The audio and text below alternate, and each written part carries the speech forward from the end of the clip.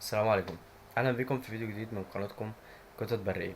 باذن الله في الفيديو ده هنتكلم او مش في الفيديو، احنا هنتكلم في سلسله جديده خالص بنتكلم فيها عن القطط البريه، عن العلاقات الاجتماعيه بتاعتهم. هل هو كائن انطوائي مثلا بيعيش بشكل مفرد او هم بيعيشوا في مجموعه، وادوار كل الكائنات اللي موجوده ايه في المجموعه دي يعني.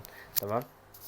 فدي السلسله اللي احنا هنتكلم فيها ان شاء الله في الفيديوهات دي، في السلسله الجديده اللي احنا هنتكلم فيها في قناتكم قطط برية. وده نوع من تغيير المحتوى الجديد. وبرضه ما تنسوش تقولوا لنا اذا كان ده حاجة كويسة ولا لا، او حابين نكمل في الموضوع ده ولا لا. اول كان هنتكلم عنه معانا، بما اننا بنتكلم عن القطط البرية، فطبعا اشهر حاجة موجودة اللي هو الاسد البري، ملك الغابة زي ما بيقول، بغض النظر ان هو مش بيعيش في الغابة اصلا، بس هو يعتبر ملك الغابة ككناية يعني عن القوة بتاعته. تمام.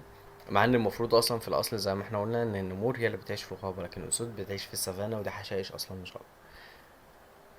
بالنسبة للعلاقة الاجتماعية بتاعة الأسود، فهي الأسود بتعيش في مجموعة.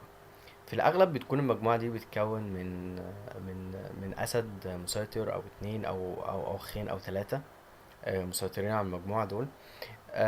بالإضافة بيكون معاهم لبوات. وطبعا كتقسيم الدور بتاعهم جوه العيلة بتاعتهم دي، فبيكون الأسود لها اللي هي السيطرة على المنطقة اللي موجودة، وحماية المنطقة، وحماية الأبوات، والدفاع عن الجيل الجديد اللي هو بيبقى طالع.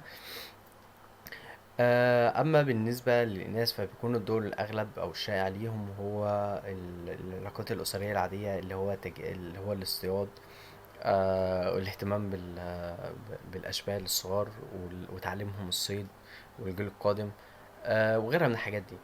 من الحاجات اللي بتبقى موجودة في الحياة الاجتماعية بتاعت الأسود إن الذكور لما بتوصل لسن البلوغ دي بيتم طردها خارج خارج القبيلة اللي هي موجودة فيها، لأن بيبدأ يظهر عندهم سلوك عدواني طبعا اتجاه الأشبال اللي بتبقى موجودة، فبيتم طردهم من القبيلة عشان يكونوا الأسر بتاعتهم والحياة الاجتماعية بتاعتهم اللي هيكونوا فيها مسيطرين فيما بعد.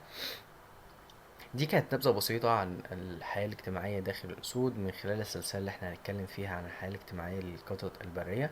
أتمنى تكون السلسلة دي يعني تعجبكم، وأتمنى استمرار دعمكم، وأشوفكم في فيديو جديد من قناتكم قطط برية. والسلام عليكم ورحمة الله وبركاته.